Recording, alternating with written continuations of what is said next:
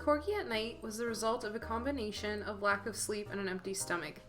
My friend Ulysses and I decided to grab a late-night meal on a breezy spring evening, which sparked conversation about a horror game I'd recently played called One Late Night. Through a brilliant misunderstanding, Ulysses thought I'd said a Corgi at night, and thus an idea was born.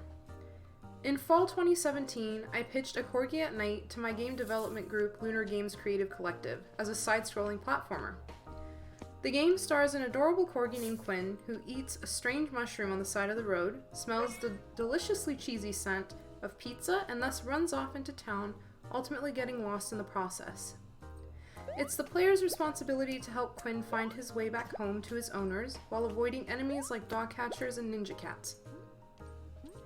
The idea was to have each level get progressively wackier as the mushroom begins to come into play. Quinn initially starts off in town, then enters a carnival, then a NASA-like facility, and then from there gets launched onto the moon.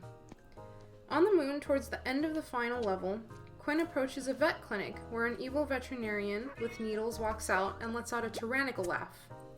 Quinn, being frightened by the vet, closes his eyes, which triggers the ending cutscene where the player watches Quinn wake up in his cozy bed, look around, then go back to sleep. It was all just one big dream.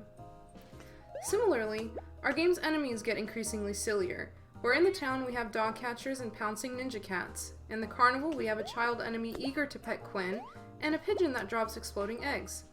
In the NASA-like space facility, we implemented knife and chainsaw-wielding Roombas, C4 Roombas, and flying Roombas, which I all appropriately dubbed Doombas.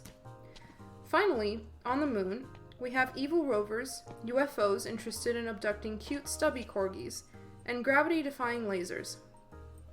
All enemies have unique characteristics and attacks that add variation to the game.